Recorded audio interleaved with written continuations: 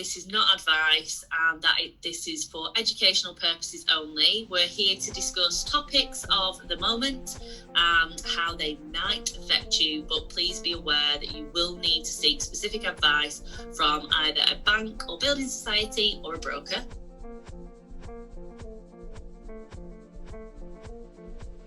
Any sort of tips on how somebody can move from being part of a scheme like Help to Buy or shared ownership to owning a property themselves in the future? What would be sort of the best? I would say the biggest tips for anybody, just be consistent with making your payments for a start off. The last thing you want to do, and I understand that we're in difficult times, people may have lost their jobs or perhaps been furloughed, so they're not on as much money as they were previously. Keep up with those payments, ask for your payment holidays. So be consistent with making your payments is one thing. If you can, make overpayments. And again, you might need to inquire to your own lender about how much that is. Generally speaking, as a rule of thumb, it's 10%, but that isn't the case for everybody. So definitely always go back to your lender and say, how much can I make as an overpayment? And how much does that equate to? So not just the percentage, but what is that in monetary values?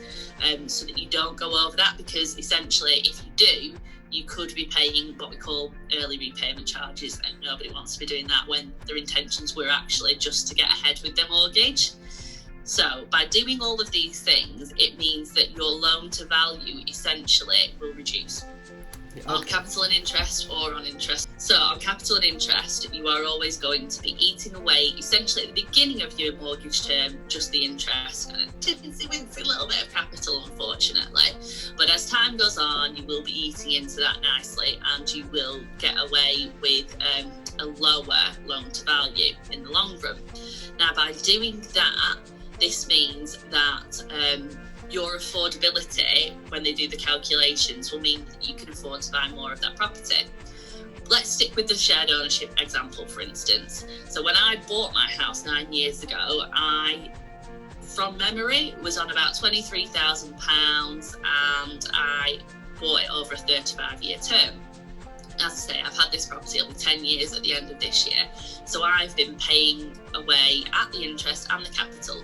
So my loan to value has gone down because the property price will have gone up a little bit, don't get me wrong, but let's say it didn't. I've got less borrowing against that property value now. So there's a bigger gap. And that gap is what we call equity. So you'll hear this talked about all the time. When people do an onward purchase, so from their first property to the next one, they'll use the equity to buy the next property with, or to use as their deposit.